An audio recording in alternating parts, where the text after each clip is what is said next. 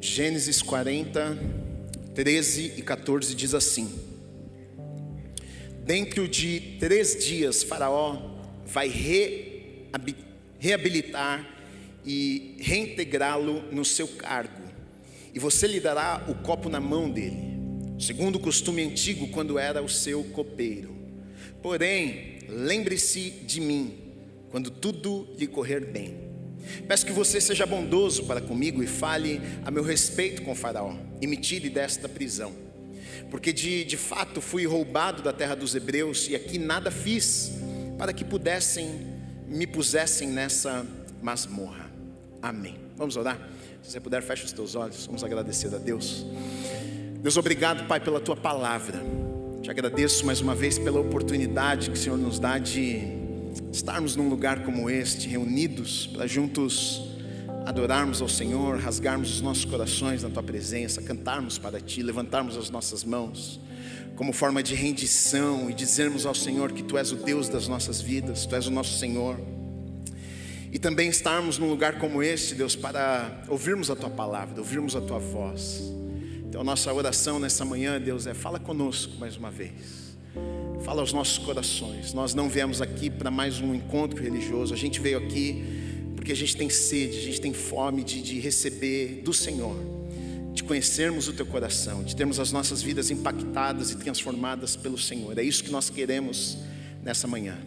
Haja com liberdade neste lugar. Faz aquilo que só o Senhor pode fazer nas nossas vidas, Pai. Que a unção do teu Espírito esteja sobre as nossas vidas, para que possamos receber tudo aquilo que o Senhor tem preparado para nós.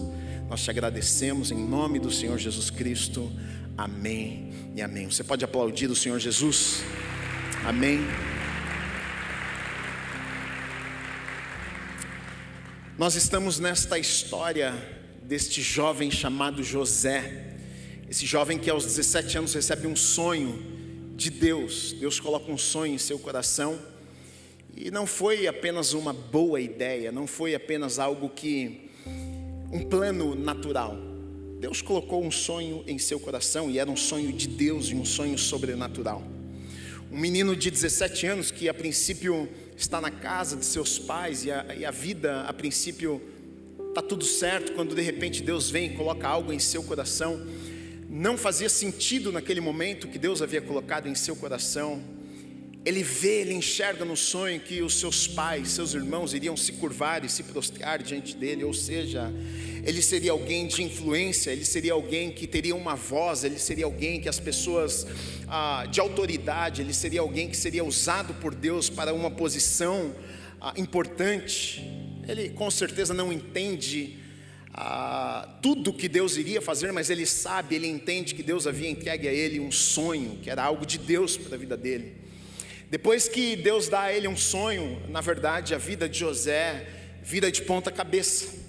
Depois de Deus entregar a ele este sonho maravilhoso de algo que ele iria fazer na vida de José, parece que a vida de José vai de ladeira abaixo. Ele é traído pelos seus irmãos, ele é vendido pelos seus irmãos, ele vai para uma terra que não é a sua terra, ele vai para o Egito, um lugar onde não é sua cultura, não é a sua língua, ele é traído, ele é vendido, ele cai lá, começa a trabalhar, e aí por conta do seu trabalho, e não apenas por conta do seu trabalho, mas porque Deus estava com José ali, a Bíblia nos diz que José começa a ser abençoado naquele lugar. Potifar, que era o general do exército de Faraó, contrata então José, compra José para trabalhar em sua casa, e ali Deus o abençoa e ele é colocado como responsável de toda a casa. Nós sabemos da história, eu já venho pregando na história de José, e a mulher de Potifar deseja José, mas José é um menino de Deus. José, ele é alguém íntegro, José, ele tem caráter, José, ele respeita a autoridade, ele não vai se vender, ele não vai desobedecer a Deus, desobedecer os princípios de Deus. Então ele decide obedecer, mesmo que fosse lhe custar muitas coisas, e ele acaba dentro de uma prisão. E eu fico pensando, imagina esse menino que recebeu um sonho de Deus, de que Deus iria colocá-lo num lugar importante, que Deus iria usar a sua vida, e talvez ele está dentro de uma prisão olhando para os lados e pensando, essa prisão não se parece nada com o sonho que Deus colocou no meu coração. E a verdade é que muitas vezes é exatamente o que acontece comigo e com você. A nossa vida não se parece com aquilo que Deus um dia talvez tenha falado conosco. Às vezes a nossa realidade não se parece com aquilo que Deus colocou nos nossos corações. Coincidência? Claro que não. Deus prepara um encontro dentro daquela prisão, e José agora vai estar ali com 2 homens que foram presos, que um era copeiro do rei de Faraó e o outro era padeiro do rei. E estes 2 homens agora vão estar ali na prisão com José e passar tempo com ele. E eles sonham, e José vai dar a interpretação do sonho daqueles homens e vai dizer: olha, em 3 dias você, copeiro, vai ser restituído, vai ser restabelecido no reino, vai estar novamente do lado de Faraó. Agora já você, padeiro, a tua cabeça vai ser cortada e você vai ser morto daqui 3 dias. E exatamente aquilo que José fala que iria acontecer, acontece. Mas José faz algo que me chama atenção aqui, porque o texto que nós lemos vai dizer que quando José revela os sonhos àqueles homens, ele faz um pedido ao copeiro, já que o copeiro iria voltar para o palácio e estar mais uma vez ao lado de Faraó. Ele diz para o copeiro: olha, já que você vai voltar, já que você vai estar ao lado de Faraó mais uma vez, quando você chegar lá, quando você estiver lá, faz um favor para mim, lembra de mim, não se esqueça de mim. Afinal, eu estou aqui, mas na verdade eu não tenho culpa nenhuma, eu estou aqui de forma injusta, eu não fiz nada para estar aqui. Eu fiquei lendo essa semana, eu fiquei relendo isso aqui me pegou, porque de fato quando a gente começa a ler e reler a história de José, a gente percebe que ele é um menino de Deus. Ele é alguém que confia em Deus, ele é alguém que deposita a sua vida nas mãos de Deus. O texto, o tempo inteiro, quando você lê a história de José, você vai ver que o texto é enfático e diz: Deus era com José. Estava com José. José caía na prisão, Deus estava com ele lá. José na casa de Potifar, Deus estava com ele, porque José era um menino de Deus. Agora, me chama a atenção, porque mesmo José sendo um menino de Deus, ali dentro da prisão, talvez ele olhando para um lado, para o outro, pensando: meu Deus, como é que eu vou sair desse lugar? O que eu vou fazer para conseguir me tirar desse lugar? Talvez por algum momento, isso aqui são coisas que eu fico lendo o texto pensando, isso aqui não é a Bíblia que está dizendo, mas eu fico pensando: será que José não pensou, bom, como é que Deus vai me tirar desse lugar? Será que Deus vai me tirar desse lugar? Será que eu não preciso fazer alguma coisa para eu conseguir sair deste lugar?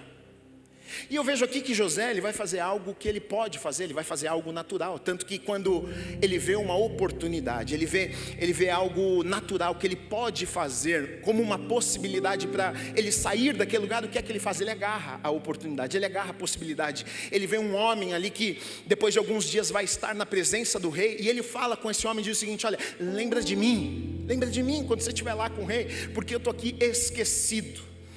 Quase que por trás das palavras de José eu consigo enxergar José dizendo para aquele homem: me esqueceram aqui, eu fui abandonado nesse lugar, mas lembra de mim, eu não fiz nada para estar aqui. Quando você chegar lá, conta para Faraó quem está lá na prisão, que é o José, que é um menino de Deus que não fez nada. Lembra de mim quando você chegar lá. E isso aqui, quando eu estou lendo essa semana, isso me pegou, porque eu penso que talvez por algum momento José olhou para aquele homem e pensou: está ali de repente a minha solução, está ali de repente o cara que vai me tirar daqui, está ali de repente o cara que vai conseguir me livrar disso aqui que eu estou vivendo. De certa forma, se ele pensou isso, ele não estava errado, porque esse cara realmente seria o cara que seria usado. É claro que depois de 2 anos, porque o cara se esqueceu dele quando saiu, mas o cara se lembrou dele depois de 2 anos apenas. Quando o Faraó tem um sonho, ele se lembra e diz: tem um cara lá na prisão, que ele revela os sonhos, ele dá a interpretação. Ele se lembra depois de 2 anos. Então, se ele pensou nisso, na verdade ele não estava errado. Mas talvez em algum momento ele pode ter até depositado um pouco a confiança: bom, esse cara pode ser o cara que pode resolver o meu problema. E eu vou dizer uma coisa: sem querer nas nossas vidas, algumas vezes nós somos tentados a fazer a mesma coisa talvez que o José tenha feito. a depositar a nossa confiança em alguma pessoa, depositar a nossa esperança em alguma coisa, alguma pessoa, achando que aquela pessoa vai conseguir resolver o nosso problema, aquela pessoa vai conseguir nos tirar desse problema, ou confiar a nossa vida na mão daquela pessoa. Não, eu acho que ela consegue resolver o meu problema. Por isso que o título, na verdade, da mensagem de hoje, eu coloquei o seguinte: aonde está a sua confiança? É sobre isso que eu quero falar com você. Onde está a sua confiança? Porque o que nós vamos ver, na verdade, no texto é que tudo que José passou, tudo que José enfrentou, todas as dificuldades, todas as adversidades, por mais que parecessem que tinham saído do controle das mãos de Deus, Deus nunca havia perdido o controle de nada. José por algum momento pode ter pensado: eu estou esquecido e abandonado nessa prisão, mas na verdade Deus nunca havia abandonado José naquela prisão. Por algum momento ele pode ter pensado: nossa, eu acho que Deus perdeu o controle da situação, então já que Deus perdeu o controle da situação, eu mesmo preciso dar um jeito. Ei rapaz, não se esquece de mim quando chegar lá, lembra de mim, dá um jeito, fala com o faraó, traz uma solução, porque afinal eu estou esquecido nesse lugar. Talvez ele tenha pensado algo do tipo assim, mas na verdade Deus não havia se esquecido de José naquele lugar ali. Mas muitas vezes, por acharmos que Deus se esqueceu, por acharmos que Deus perdeu o controle, por acharmos que Deus não é soberano, então algumas vezes a gente acaba ficando desesperado nas nossas vidas e nos esquecemos que aquele que prometeu é fiel para cumprir. Olha só que coisa, no versículo 23 diz o seguinte: porém, o copeiro-chefe não se lembrou de José, esqueceu-se dele. O texto vai nos dizer que passaram 2 anos. Eu fico pensando numa coisa. Depois de José ter falado com aquele homem: você vai lá para o palácio, lembra de mim. O homem foi embora depois de 3 dias e voltou para o palácio. Eu fico pensando que todo dia, se fosse eu, todo dia eu acho que José levantava com a expectativa: caramba, será que é hoje que ele vai lembrar de mim? Eu acho que é hoje, hein? Eu acho que hoje ele vai lembrar que eu estou aqui, e aí o rei vai mandar me chamar, porque eu não tenho culpa de nada. E passa um dia, e passa 2 dias, e passa 3 dias, e passa 5 dias, e passa 1 mês, e passa 2 meses, e passa 1 ano, e passa 1 ano e 1 mês, e passa 1 ano e 2 meses, 1 ano e meio, 1 ano e 9 meses, e passam 2 anos. E eu aprendo algo com isso aqui. Na verdade, essa história, o que está acontecendo aqui, me ensina algo. E na verdade isso aqui é bíblico, porque eu encontro outros textos na palavra que vão me ensinar sobre isso. Aonde eu deposito a minha confiança, em quem eu confio, aonde está a minha esperança. É um texto que está em Jeremias, e é Deus falando com o seu povo através do profeta Jeremias, no capítulo 17. Olha o que ele diz dos versículos 5 a 8. Ele diz o seguinte: assim diz o Senhor: maldito aquele que confia no ser humano, que faz da carne mortal o seu braço e cujo coração se desvia do Senhor. Porque ele será como um arbusto solitário no deserto e não verá quando vier o bem. Pelo contrário, morará nos lugares secos do deserto, na terra salgada e inabitável. Bendito, feliz, abençoado aquele que confia no Senhor e cuja esperança é o Senhor. Porque ele é como árvore plantada junto às águas, que estende as suas raízes para o ribeiro. Não receia quando vem o calor, porque as suas folhas permanecem verdes no ano da seca. Não se perturba, pois nem deixa de dar fruto. Olha só o que ele está dizendo: quem faz da carne mortal. O que é carne mortal? Sou eu e você, isso é pessoas, é o ser humano. Ele está dizendo: maldito, maldito é o homem que confia em pessoas. Não é confia no sentido de, então agora que você está dizendo que eu não posso confiar em... Não.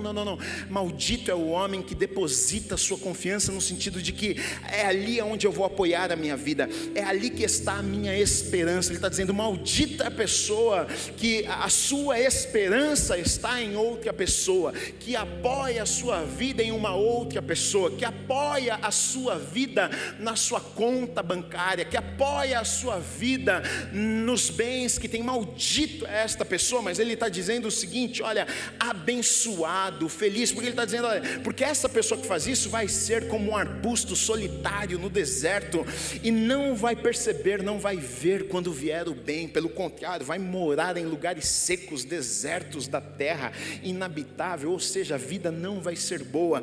Mas ele diz o seguinte: feliz, abençoado, bendito aquele que confia em quem? O Senhor. Você quer ter uma vida feliz? Bendito, abençoado, feliz é aquele que coloca a sua vida nas mãos do Senhor, que sua esperança está no Senhor. A sua confiança está no Senhor. A sua esperança não está na conta do banco. A sua esperança não está no patrão. A sua esperança não está em uma pessoa. A sua esperança, a sua confiança está no Senhor. E Ele vai dizer o seguinte: olha, a pessoa que vive de tal maneira, a pessoa que coloca a sua vida, que confia a sua vida nas mãos do Senhor, Ele vai dizer: olha, esta pessoa ela vai ser como uma árvore plantada junto às águas. Ou seja, não precisa ficar com medo quando vier o calor. O calor vem, os dias difíceis vêm, mas as suas folhas vão continuar verdes. Por quê? Porque você vai estar perto da água que vai te alimentar.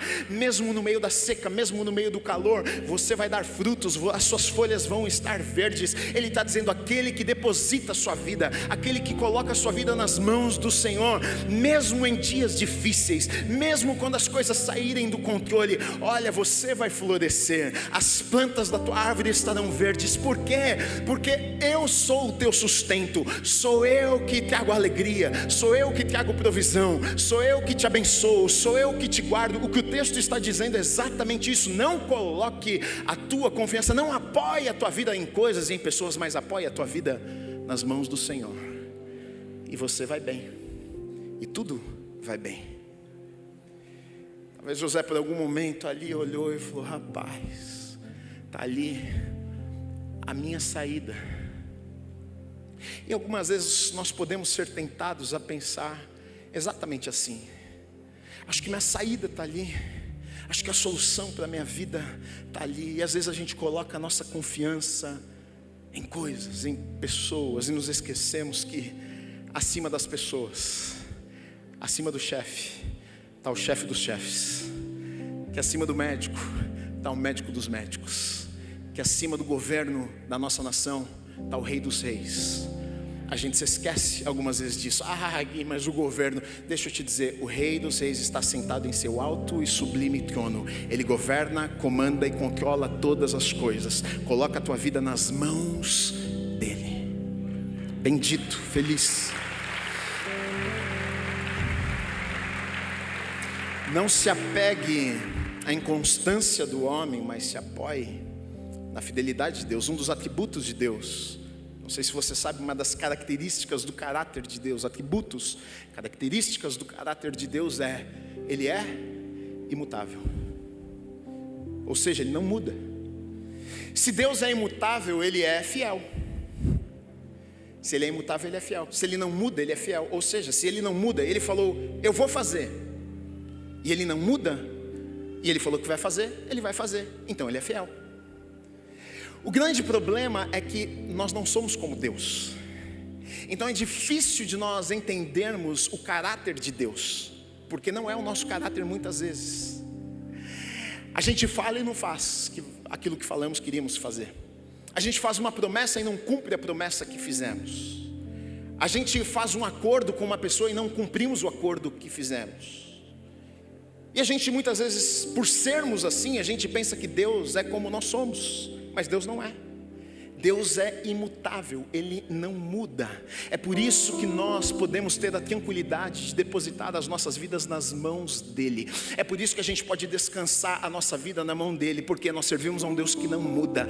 Deus não acorda hoje de mau humor e amanhã Ele está bem humorado. Deus não tem dia ruim e dia bom. Deus não levanta hoje e fala: não, o Guilherme não se comportou bem ontem, então hoje eu mudei de ideia, aquilo que eu falei que eu ia fazer, não vou fazer mais. Eu estou de mau humor, estou nervoso com ele, mudei de ideia. Deus não muda de ideia. Quando Deus fala, Ele cumpre o que Ele fala. Deus é imutável, Ele é fiel, Ele cumpre sua palavra. Por isso eu e você podemos confiar em Deus. Se Deus falou, confia no que Ele falou. Eu fico pensando em José. Difícil coisa, um menino de 17 anos que recebeu um sonho e está na prisão. Difícil coisa. Como é que confia? Mas eu estou na prisão. E Deus falou que Ele ia me usar. Mas eu estou na prisão. Deus falou? Falou. Então Ele vai fazer. Como? Também não sei, Zé. Mas Ele vai fazer. Porque o Deus que nós servimos é imutável. Eu vim nessa manhã te dizer, essa é uma das coisas importantes que eu quero te dizer. Ele falou? Falou. Então tenha certeza que Ele vai fazer. Como, Gui? Também não sei. Não temos os caminhos muitas vezes, mas Deus tem caminhos que nós não temos. Deus tem saídas que nós não conseguimos encontrar, porque Ele é Deus. Isaías 49, 14 a 16, aqui Deus está falando com o seu povo, porque eles estavam em algum momento se sentindo esquecidos por Deus. E na verdade isso acontece algumas vezes conosco, natural, diante dos problemas, das dificuldades. Às vezes a gente pensa, não é possível, esqueceu de mim. José está se sentindo esquecido aqui na prisão, até porque esqueceram dele mesmo. O texto diz, mas o copeiro se esqueceu de José. E o que José tinha falado para ele? Não se esquece de mim, lembra de mim. E o que aconteceu?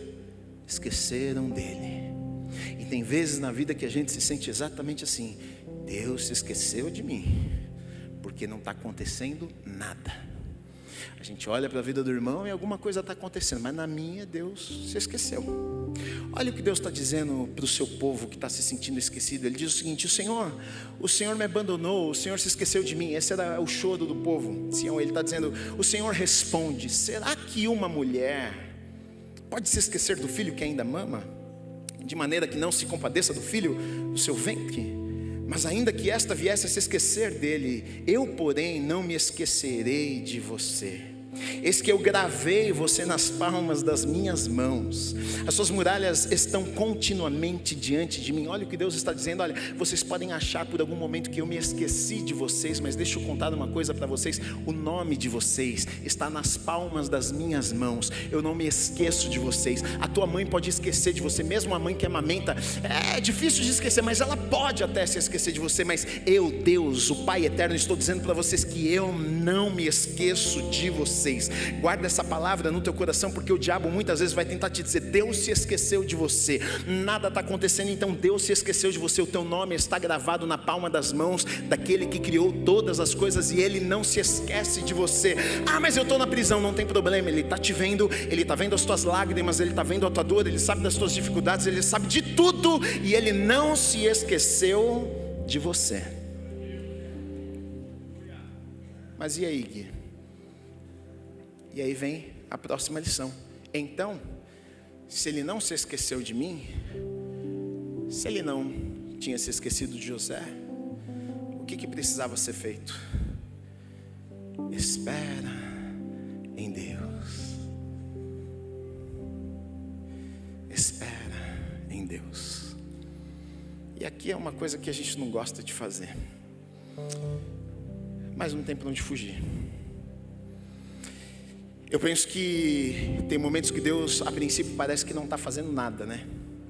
E a gente pensa, Deus nos abandonou nisso aqui. E talvez tenha sido a sensação de José ali dentro daquela prisão por algum tempo. Mas pode reparar que geralmente quando Deus, a princípio, parece que não está fazendo alguma coisa, movendo as coisas ao redor, é porque Ele está fazendo alguma coisa na pessoa, para depois usar a pessoa para mudar as circunstâncias que rodeiam aquela pessoa. Então talvez realmente parece que Deus não está fazendo nada.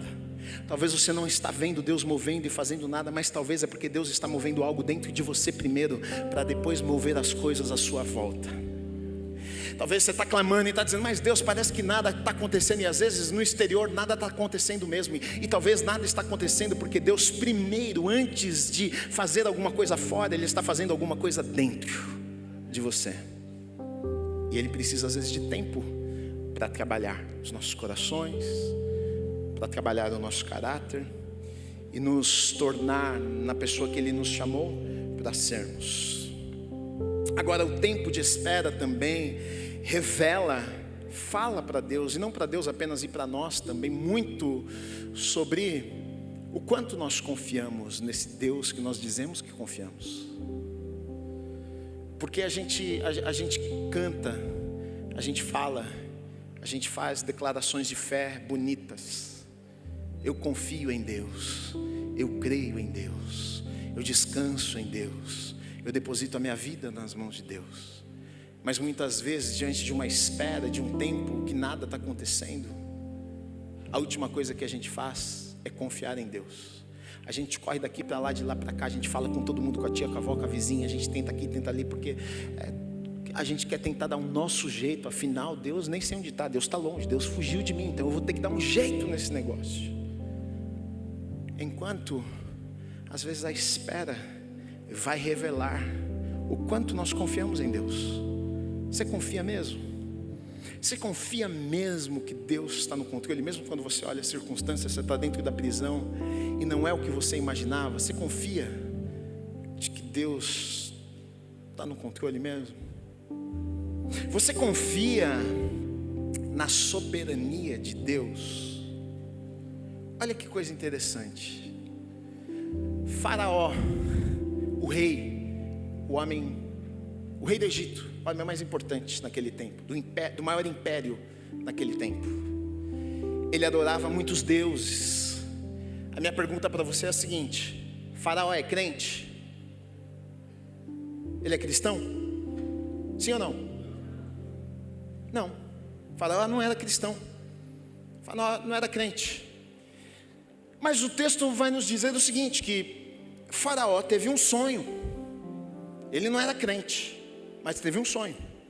Na verdade, ele não teve um sonho só, ele teve dois, que era para confirmar. Sempre na Bíblia, quando a mesma coisa acontece duas vezes, ou quando fala o nome da pessoa duas vezes, é para dar ênfase naquilo que está acontecendo. Ele teve o mesmo sonho duas vezes. Na verdade, o sonho é diferente, mas a mensagem era a mesma. Duas vezes acontece. Ele acorda incomodado.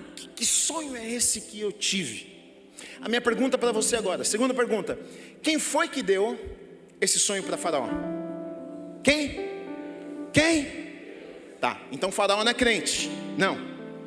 E quem deu o sonho para Faraó?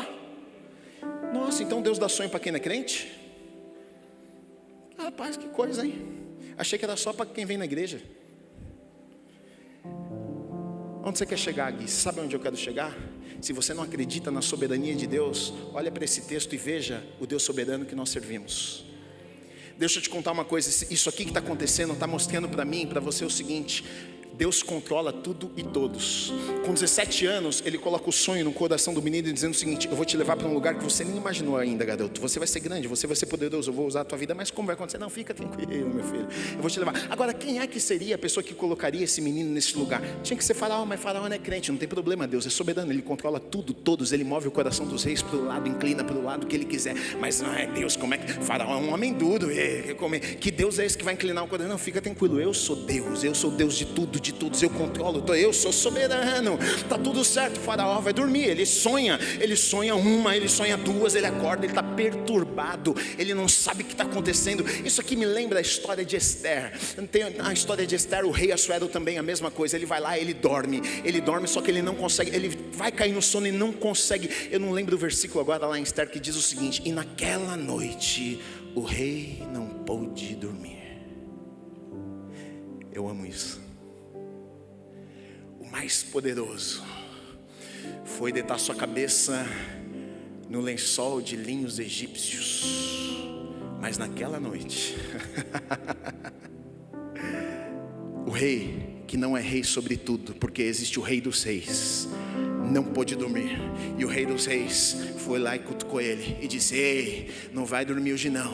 Sabe por quê? Porque vocês estão com um plano de matar o povo de Deus e os judeus, mas não vai acontecer, porque eu sou aquele que governa sobre tudo e sobre todos. E é o que está acontecendo aqui. O rei tem um sonho, o rei tem 2 sonhos, e o rei não sabe o que está acontecendo. Era Deus movendo, era Deus coordenando. Foi Deus que deu o sonho a Faraó. Faraó fica perturbado quando de repente então o homem, o copeiro, se lembra: ah, meu rei, tem um garoto, tem um menino, está preso. Rapaz, o menino é terrível. O menino conta sonho como ninguém. Ele interpreta, ele tem um dom, garoto. Que coincidência. Manda trazer ele, dá um banho, manda fazer a barba, troca de roupa. E chamam o Zezé. Meu amigo Zé.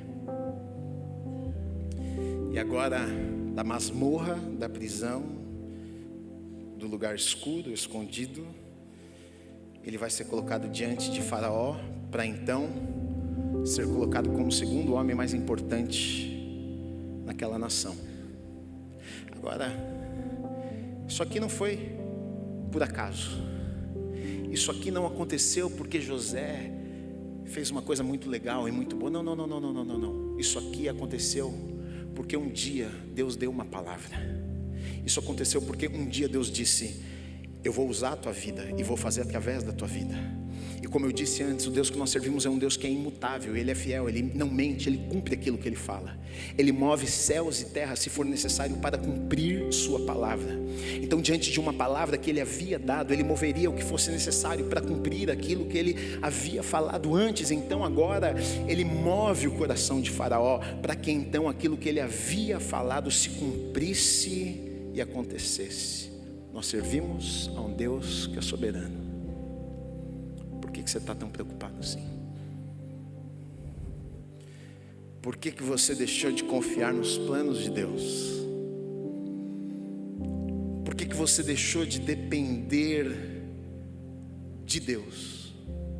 Você dependia mais de Deus. Em algum lugar no meio do caminho você deixou de depender de Deus. Você vai ver aqui na história de José que ele era um menino habilidoso. Ele era bom, mas ele nunca deixou de depender de Deus.